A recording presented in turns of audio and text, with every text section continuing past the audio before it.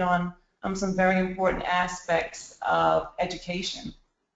And so I made a slideshow, but I included a little bit more, but I think you'll like it. So let me play my slideshow.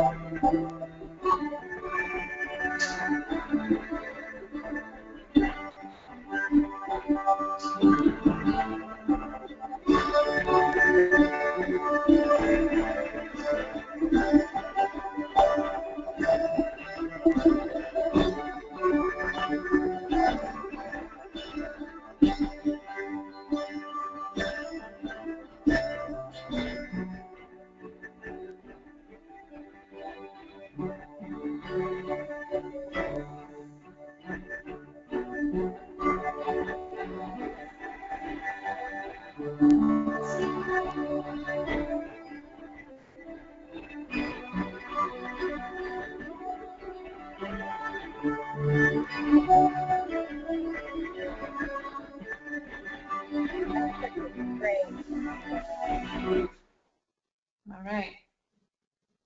So that is my presentation, y'all. Thank you so much, Gail. We appreciate it. Great. All right. What I'm going to do now is get this off the screen and find my webinar again. Here, little guy. And we're going to change presenters.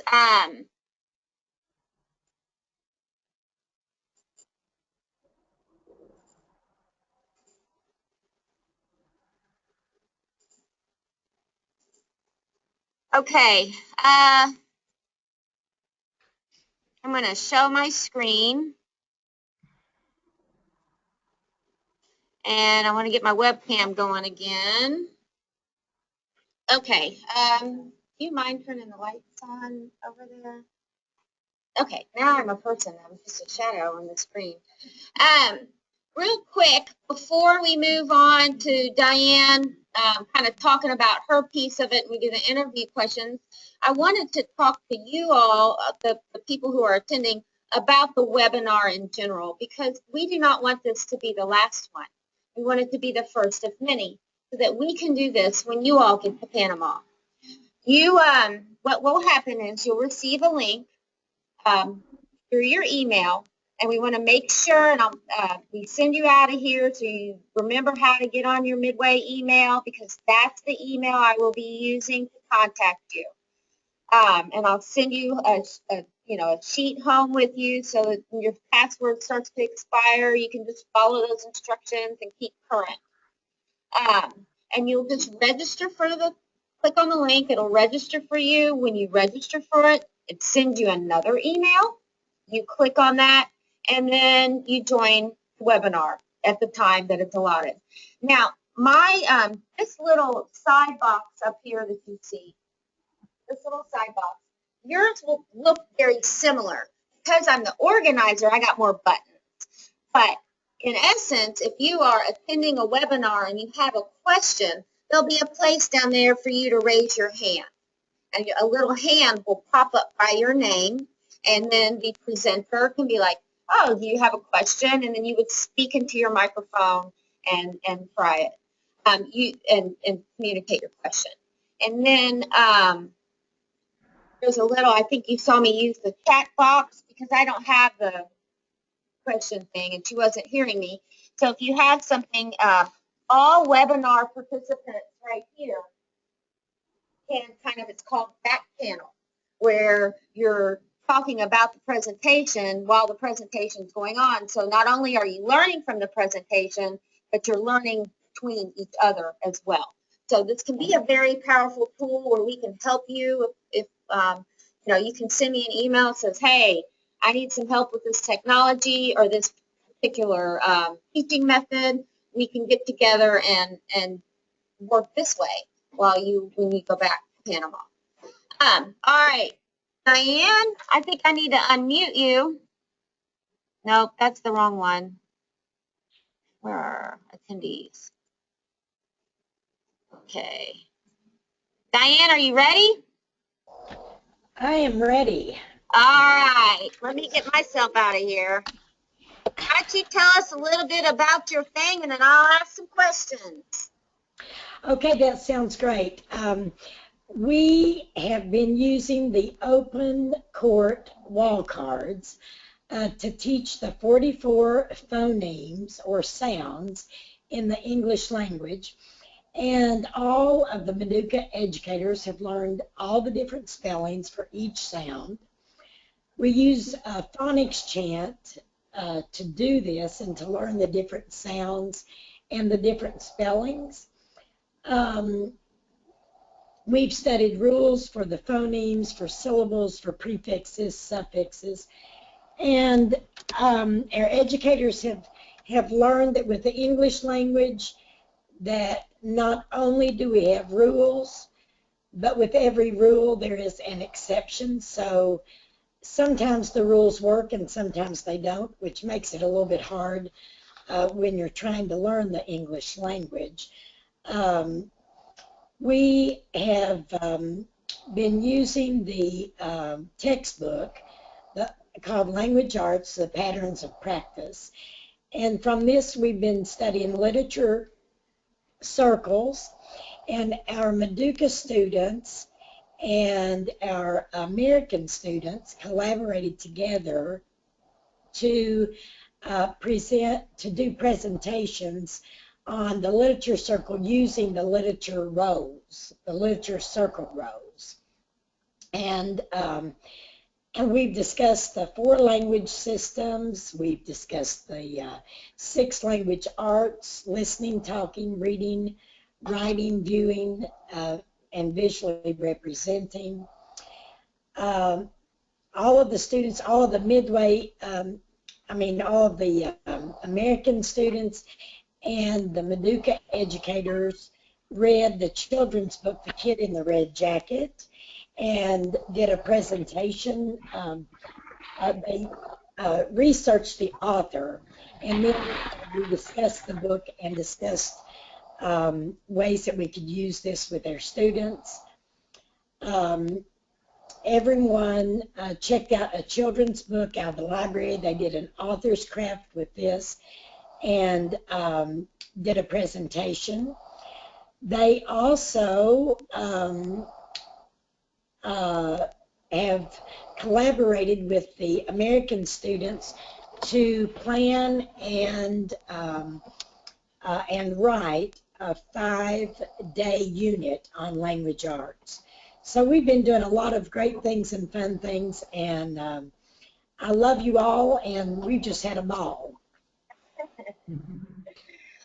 All right, well, I'm going to interview some of your students. Okay. All right, you can keep your webcam on, because that way they'll be kind of talking to you. Okay. Number 1, say your name and introduce yourself. Good evening. First of all, I want to welcome all of you and thank you for the opportunity. My name is Rosa Castillo. I'm from Cocoe in Panama.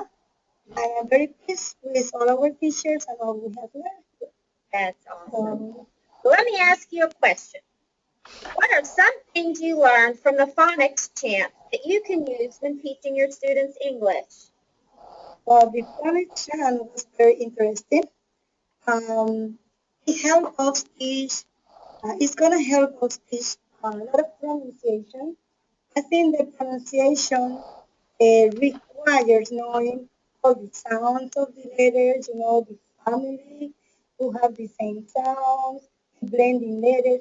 And when the students, we can teach that, they'll be able to move a little on into understanding better vocabulary, meaning and the sound of it.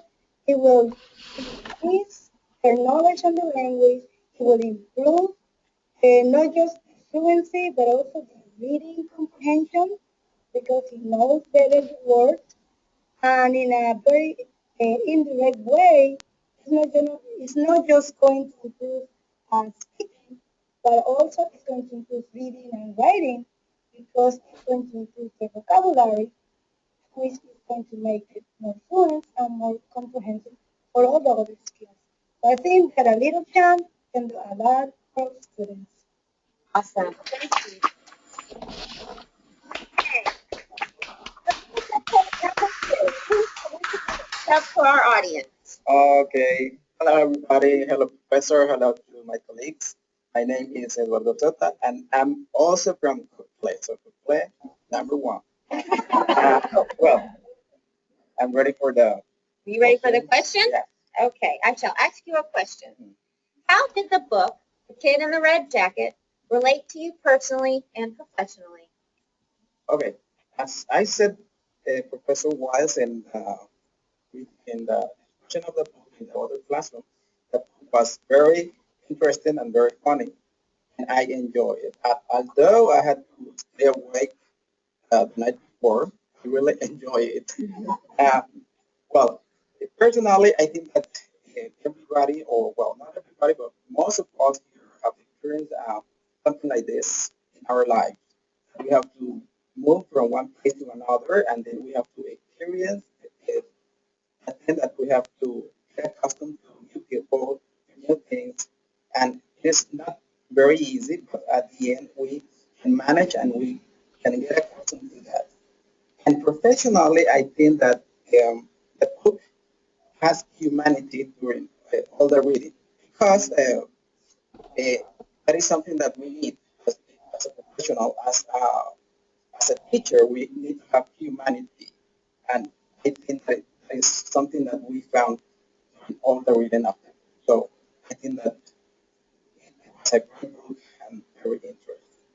Excellent. Thank you very Thank much. you very Glad you could join us. Come on down and introduce yourself. Hello, everybody. My name is Elki Sandoval. I represent those provinces in Panama. Herrera is the province where I live, and Veraguas, which is the province where I work. And Are you ready for your question? Okay. Put my glasses on. What did you learn by researching and presenting the author's craft? okay, the author class was a new activity for me. I really enjoyed this activity. I consider that it is useful because I can apply it with my students. Students can learn from an author craft not only about what the reading is about, they can go beyond the reading. They can learn also about the writer, who was the author, what kind of audience he or she writes for, and also about another books that he or she has written. It's a very useful activity, as I said, and I really like it, and I will apply it when I'm going back to Panama. Thank you very much. Okay, and now for our final participant. We save the best for the last. Come on down.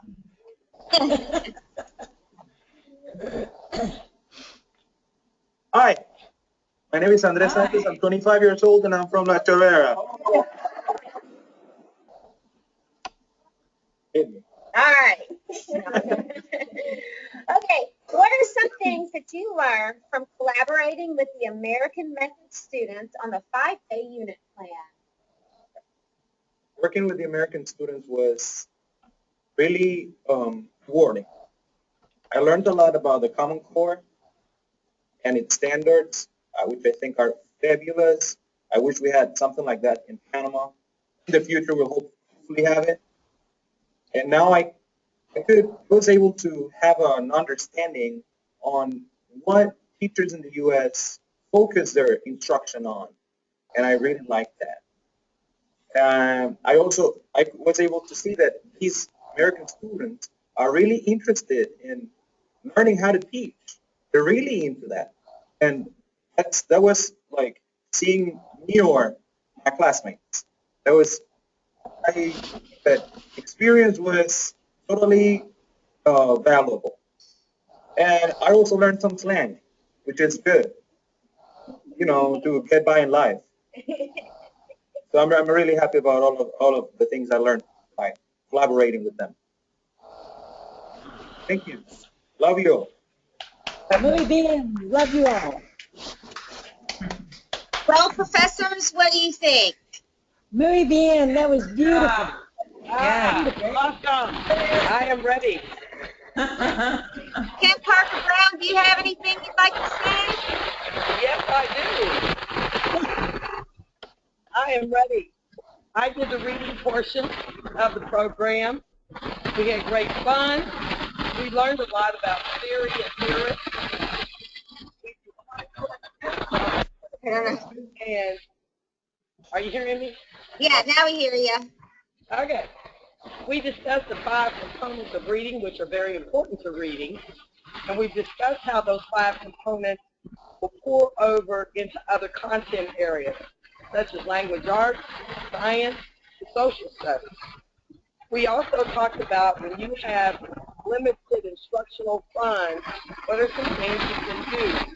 Well, we actually were able to take a book and read it, and we were able to take the 5 components of reading and make a lesson from each one of those components of reading.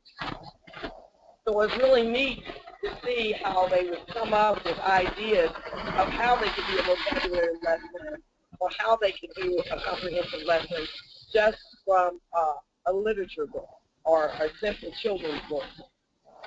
We also took field trips. We learned how to enrich students' background knowledge, since that's a part of reading, being able to reach back and what prior knowledge or background knowledge do the students already come to the table with, and utilizing that to help them with reading.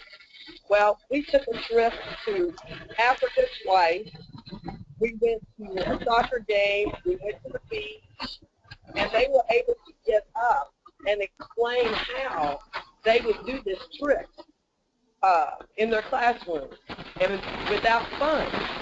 And we talked about how you can have guest speakers come in, how you can decorate part of your room, or whatever trip you would like to take, all the vocabulary that would go into that, the lighting skills. So we really focused a lot on taking instructional strategies, how to use them effectively, using what resources we have. We also did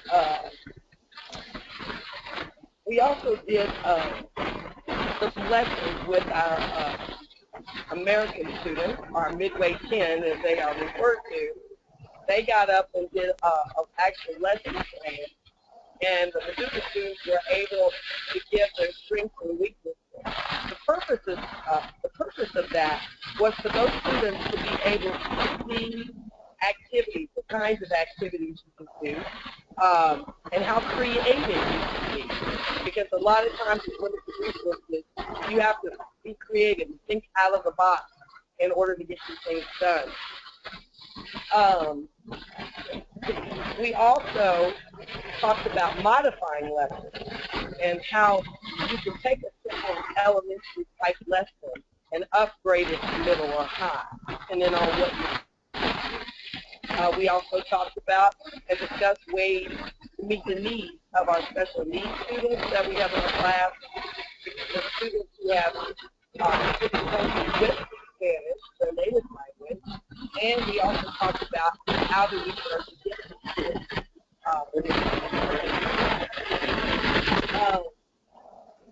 I think our final point we talked about, we reviewed a lot today, but our final point was utilizing one another as resources.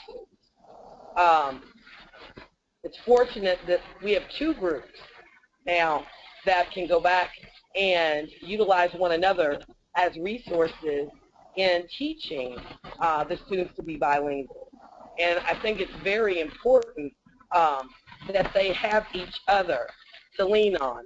I know Professor Wiles was talking about the PLCs, and the PLCs are very important in the American education because all the teachers in each grade level work together and collaborate on the core curriculum tests that they will give the entire grade level.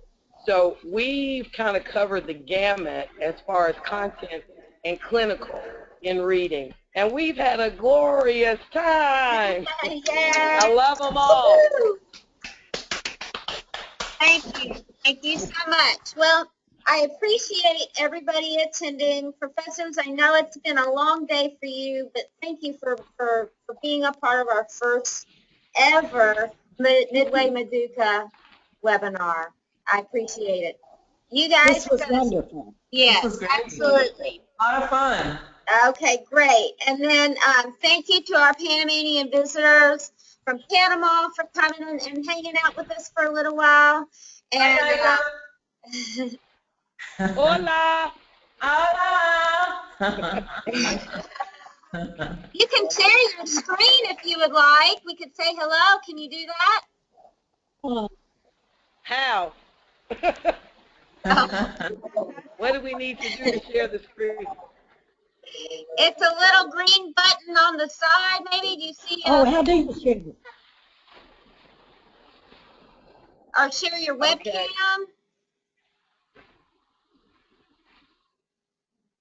I'm looking. Does she have to be a panelist to do that?